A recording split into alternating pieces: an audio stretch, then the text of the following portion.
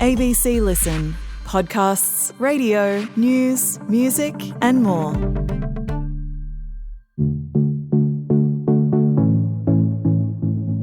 Hi, Julia Baird and Jeremy Fernandez here, and on our pod Not Stupid, we unpack some of the big and more curious stories of the week. From whatever's going on in America right now to AI slop and stolen artefacts. You can find Not Stupid on ABC Listen.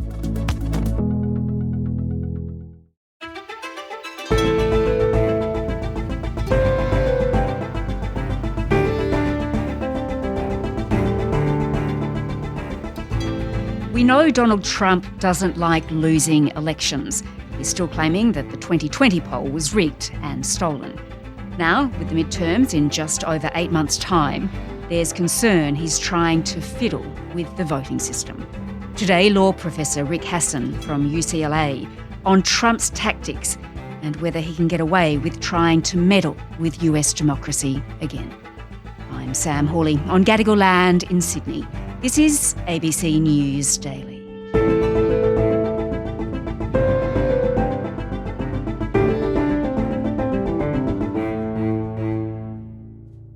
Rick, we're going to have a look at what Donald Trump might be doing to, well, shore up his chances at the midterms in November, because at this point, is it safe to say he's worried about how that might go? Well, he's repeatedly said that the reality is that presidents usually lose seats for their party in the midterm elections. And if you look at the polling, this is going to be potentially a big loss for Trump. And he's worried about being impeached, and he knows that Democrats would make the final 2 years of his presidential term very unpleasant if they are able to capture one or both houses of Congress. Now, I won't say cancel the election. They should cancel the election because the fake news will say, he wants the elections canceled. He's a dictator. They always call me a dictator. You got to win the midterms, because if we don't win the midterms, it's just going to be, they'll find a reason to impeach me. I'll get impeached. We don't impeach them. You know why? Because they're meaner than we are. All right, well, why don't we just rewind to last month when we saw some rather unusual images, didn't we, of the US Director of National Intelligence, Tulsi Gabbard, in Georgia. Just tell me about those images and what was going on. Well, to understand the story, we have to go back to the 2020 election. Biden appeared to have won the election. Donald Trump contested that. He claimed that American elections were rife with fraud. Trump claimed that the ballots were being manipulated, especially by mail, and Trump has not let it go. It was a rigged election. Everybody now knows that. They found out. People will soon be prosecuted for what they did. It's a rigged election. You can't have rigged elections.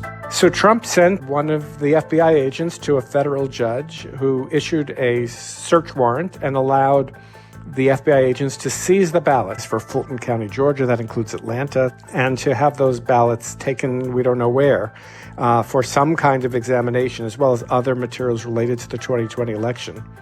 As you mentioned, Tulsi Gabbard, who's the Director of National Intelligence, was there. This is not really in her purview. She should be looking at foreign intelligence, but some reporting has said that Trump has tasked her with dealing with voter fraud claims. And since she, like Trump, is a conspiracy theorist, this is giving her something to do. And so that's why I think she was there. Right. And just to point out, someone in a senior position like her wouldn't normally turn up at a raid like this. Right, but it's even worse than that, is that, if it's one thing if the Attorney General, who's in charge of the FBI, showed up, Pam Bondi, but this was someone who has no real connection to domestic law enforcement questions. Wow. Okay, well, Trump was asked about this on NBC, asked why Tulsi Gabbard was actually there and all these images of her emerged, and he said he didn't know. Why is Tulsi Gabbard there? I don't know, but, a lot of the cheating comes from it's international cheating. Do you believe that? Well, there have been a number of different stories.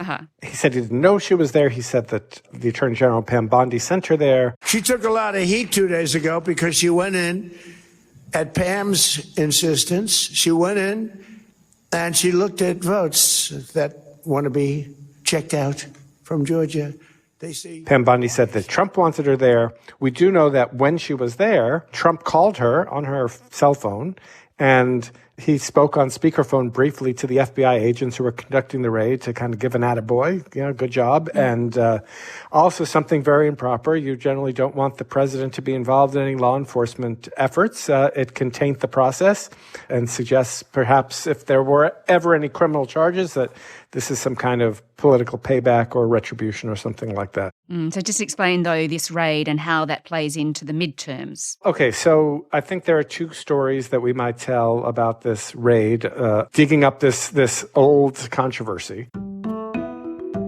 One story is we're trying to placate a man who is obsessed with having lost that election, and this is just something to give more red meat to the vote deniers, to the voter conspiracy theorists. That's kind of the optimistic story. Mm-hmm. And the Tulsi Gabbard is just being given something to do since she doesn't necessarily agree with some of Trump's more aggressive incursions into Venezuela, his bombing of Iran, and other things like that. Yes. That's the good news.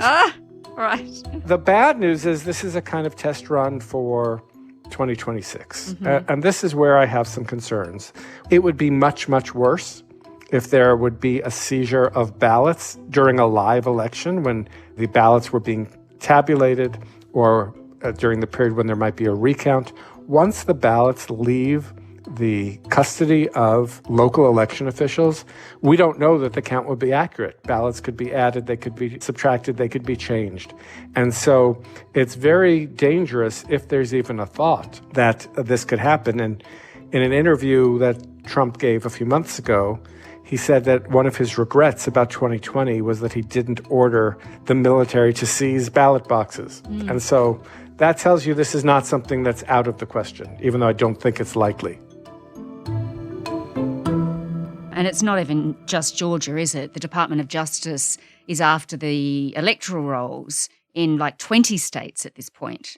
Well, that's a somewhat different effort. Uh-huh. That is an effort to try to create some kind of national database of voters, to compare it to a national database which we know is incomplete and inaccurate of American citizens.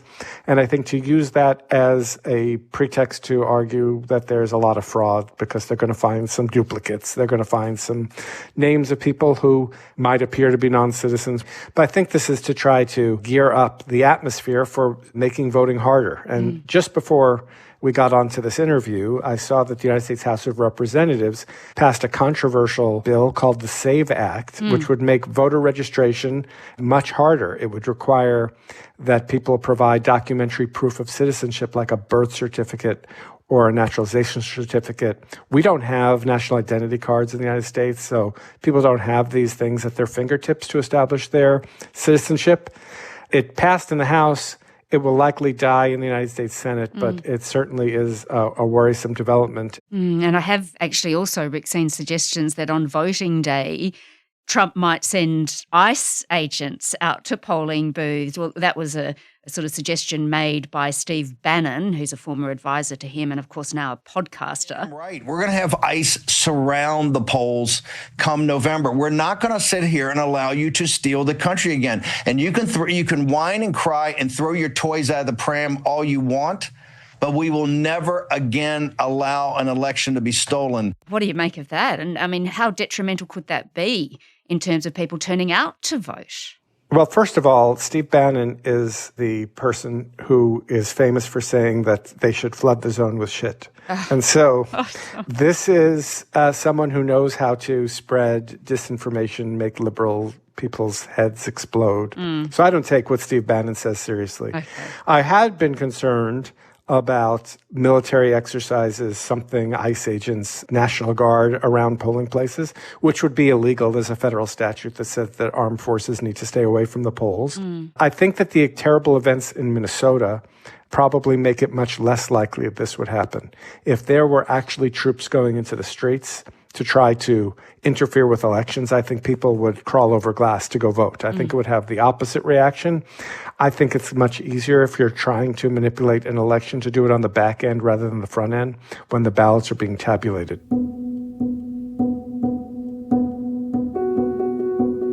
All right, well, Rick, let's have a look at what else, there's a lot going on, but what else is going on and why alarm bells are ringing when it comes to the midterms in November.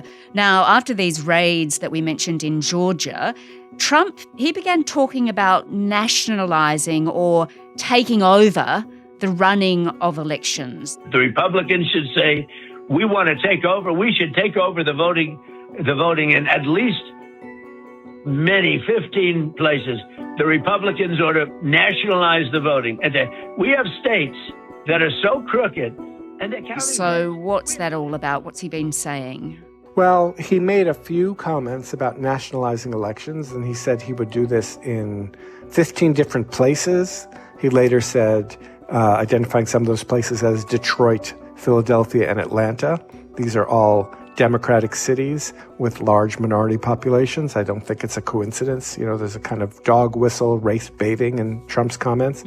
It's not clear if what he meant by nationalizing elections was to actually have uniform federal rules for running elections. That would be practically impossible to impose in time for November's elections and would require congressional legislation.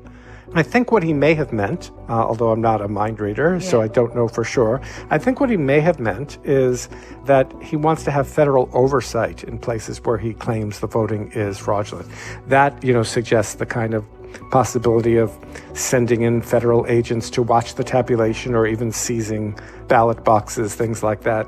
That's where my greatest concern is. And that's what I think he probably meant, because I don't think he understands the intricacies of election administration. He said in those remarks that states are merely the agents for the federal government in conducting elections. That's not true. The Constitution gives the states the power to conduct elections unless Congress comes in and affirmatively imposes additional rules that have to be applied to those elections. So you're pretty concerned about these comments. But actually, interestingly, Rick, you once sort of advocated for this nationalisation of elections, but I presume you've changed your mind now.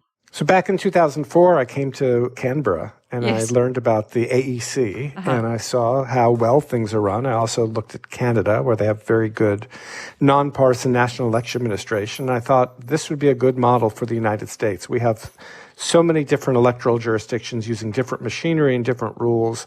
Creates all kinds of problems when we have close elections. And so I wrote a book in 2012 called The Voting Wars, where I said, let's be more like Australia.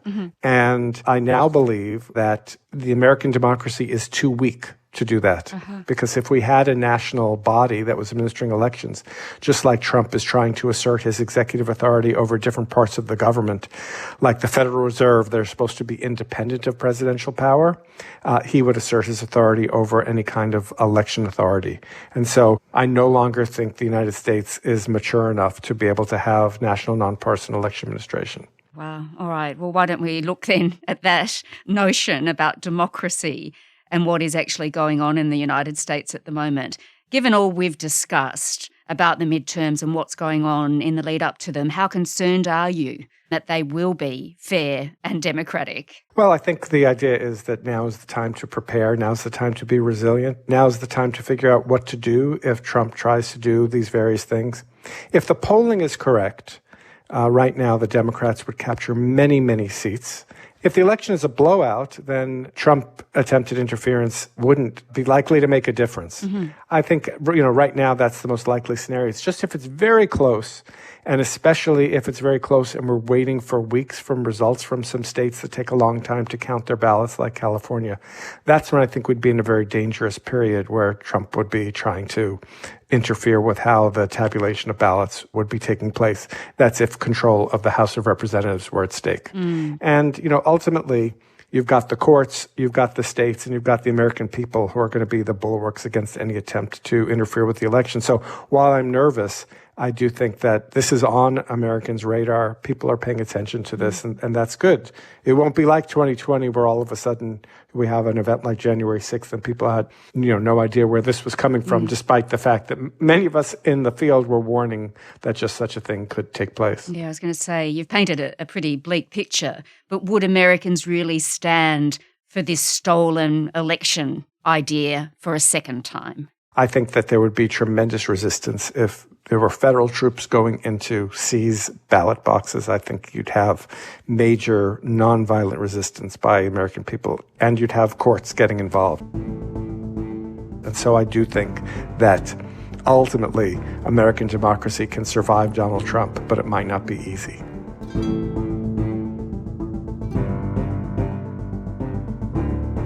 Rick Hasen is a professor of law at UCLA in California. He also directs the Safeguarding Democracy Project. This episode was produced by Sydney Peed and Sam Dunn. Audio production by Cinnamon Nippard. Our supervising producer is David Cody. I'm Sam Hawley. Thanks for listening.